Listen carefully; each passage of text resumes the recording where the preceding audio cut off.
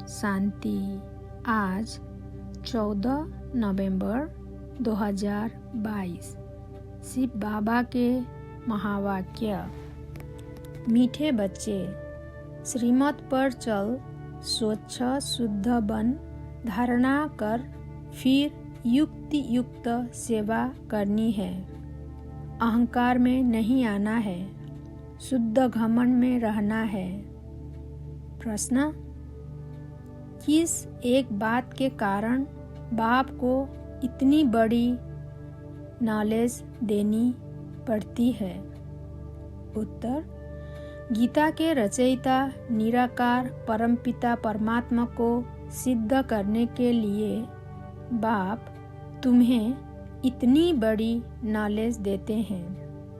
सबसे बड़ी भूल यही है जो गीता में पतित पावन बाप की जगह श्री कृष्ण का नाम डाला है। इसी बात को सिद्ध करना है। इसके लिए भिन्न भिन्न युक्तियाँ रचनी है। बाप की महिमा और श्री कृष्ण की महिमा अलग अलग बतानी है।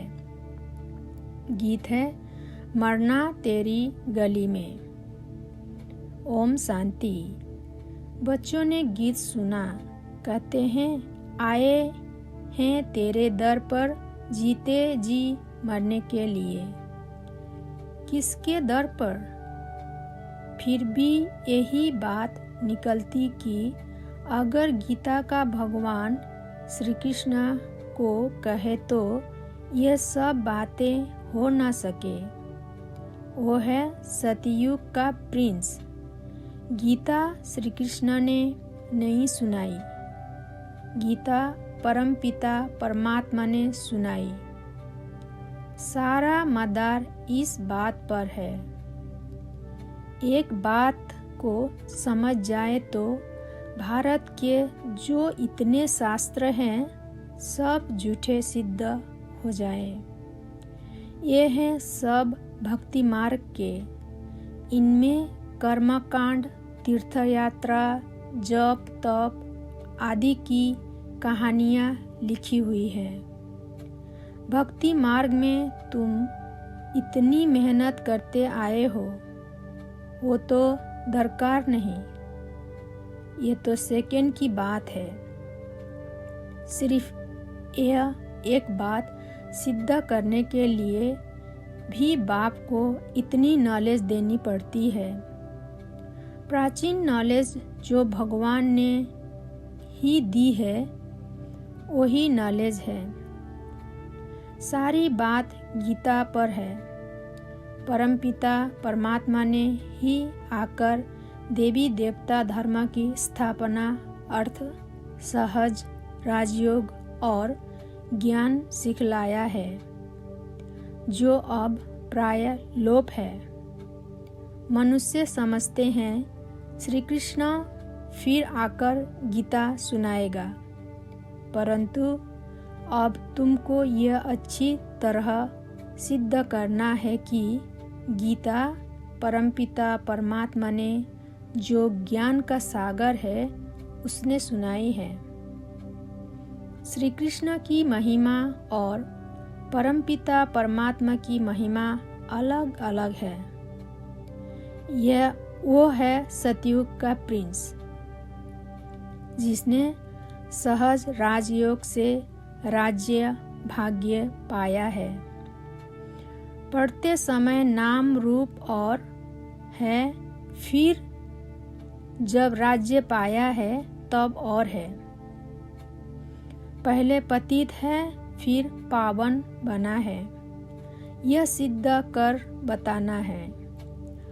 पतित पावन श्री कृष्ण को कभी नहीं कहेंगे। पतित पावन है ही एक बाप। अब वही श्री कृष्ण की आत्मा जो काली अर्थात श्याम बन गई है, अब फिर से पतित पावन द्वारा राजयोग सीख भविष्य पावन दुनिया का प्रिंस बन रही है। यह सिद्ध कर समझाने में युक्तियाँ चाहिए। फॉरेनर्स को सिद्ध कर बताना है। नंबर 1 है ही गीता, सर्वशास्त्रमयी श्रीमद् भगवत गीता माता। अब माता को जन्म किसने दिया? बाप ही माता को एडॉप्ट करते हैं। ऐसे नहीं कहेंगे कि क्राइस्ट ने बाइबल को एडॉप्ट किया।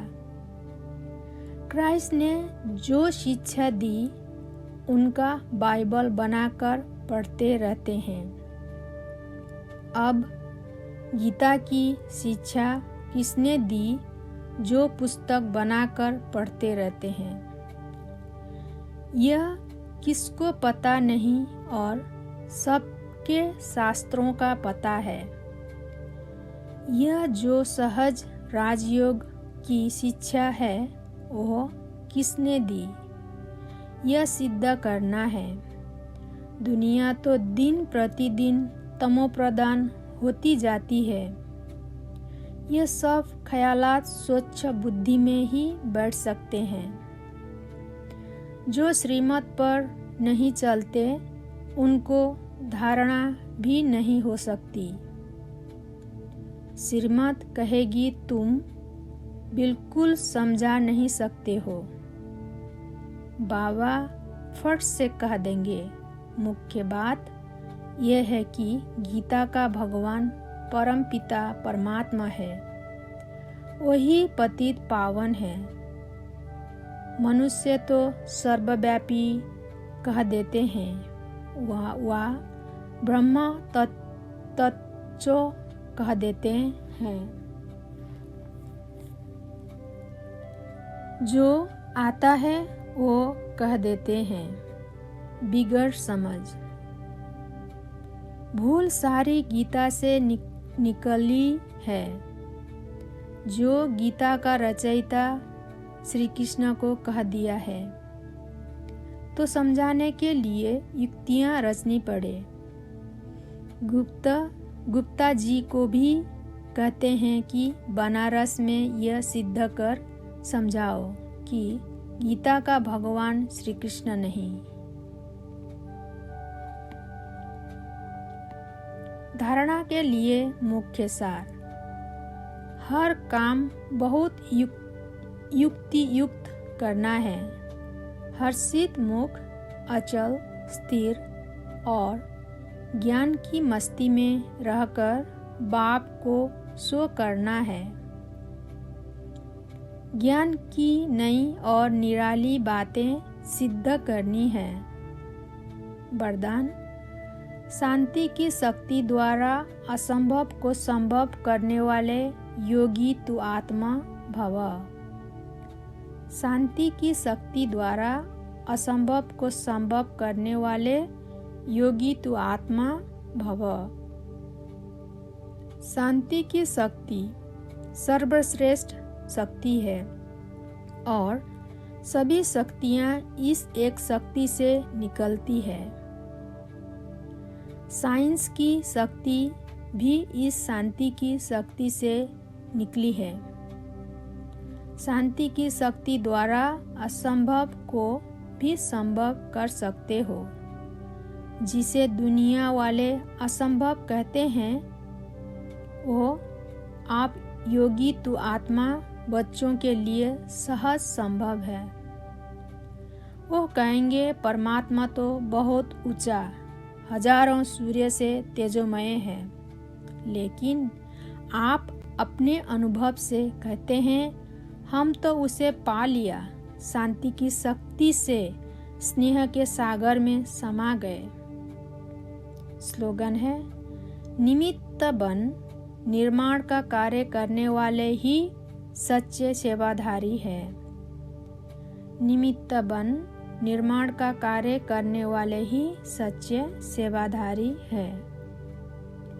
आज की सोमान है मैं शांति की शक्ति की अनुभवी आत्मा हूँ। मैं शांति की शक्ति की अनुभवी आत्मा हूँ। ओम शांति।